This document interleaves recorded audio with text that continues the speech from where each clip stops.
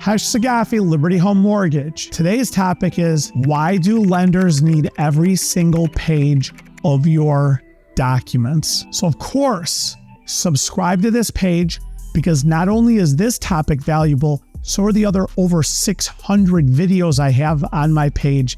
That's all valuable also. So you got to subscribe. You got to like and share this, because other people will need it, especially if you're a real estate agent. And then if you have questions, put them in the comments or statements you want to make.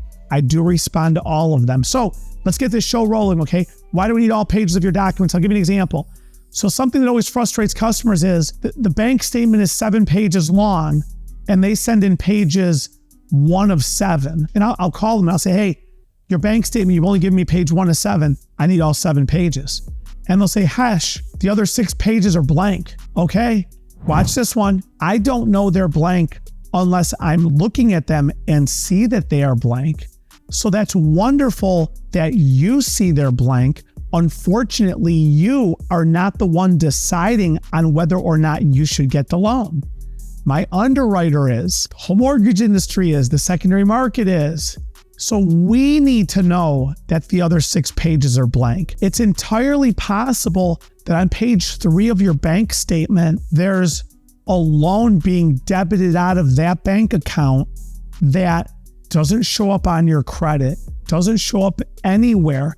And all of a sudden, when we're flipping through the pages of your bank statements, we see this debit coming out and we're like, hey, what's that debit on page 3 of your bank statement? And you're sitting here saying, oh, that's just my child support. That's my alimony. It doesn't get deducted out of my paycheck. It comes out of my bank account. It's 9,000 different things. That's a loan I took out. That's a whatever it is, okay? Who knows? Maybe on page 2 of the bank statement, there's a deposit going into it.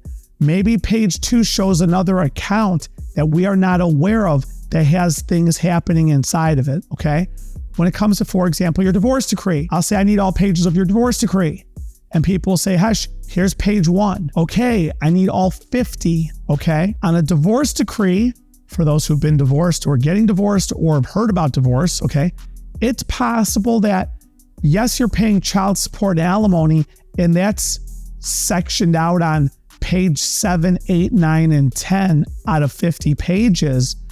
But who knows, maybe on page 17, you and your spouse owned a vacation home in Montana that you are responsible for the payments on, and you got stuck with paying the debt. Or it was, no, Hesh, that house was given to my ex, and they have to refinance the loan to get it out of my name. But the divorce decree didn't specifically say who was responsible for the payments.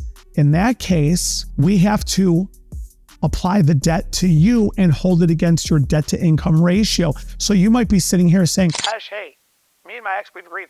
They're the ones making the payments on that thing. They got to refinance that thing. So I have nothing to do with it. Well, that's great that you did it on a handshake and trust, especially in the case of a divorce. But believe it or not, I've had a lot of divorces where it's amicable and they get along. I've had other divorces where it's like, Hesh, I hope the moon crashes into the earth or something with that person sitting right center of where when it hits, okay?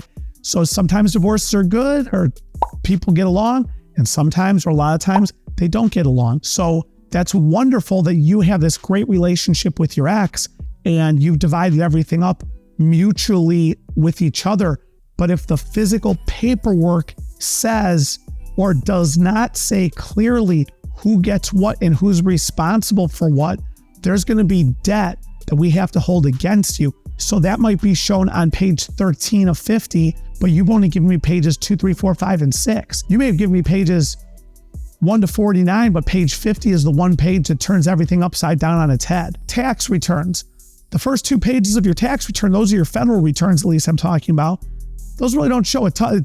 Actually, they do. They show a lot, okay? It shows if you're W-2, you're self-employed, you have other schedules.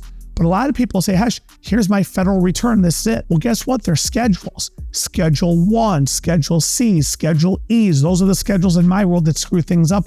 Now, mind you, other schedules screw things up too, but those are the big ones. So suddenly you don't give me your Schedule 1 or your Schedule C or your Schedule E. There's debt, liability, losses on those other schedules. I have to hold that against you.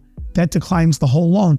all because you didn't give me all pages. I couldn't see everything, or you just didn't give them to me at all, or I didn't ask them. There's 9,000 different versions we can get. So at the end of the day, turn over every single page of every single thing that your loan officer asks you for. Don't sit here and say, Hesh, but why do they want all pages? They have to see everything. Remember that, keep that in your heads, turn it all over to them. It's never bad to turn over too much information to a good loan officer who knows what they're doing and is reviewing the documents themselves. But on that note, make sure you're watching my other videos, subscribe, like, share, comment, turn it upside down, share it with your friends, give it to your friends, tell it to your friends, and I'll catch you on the next video.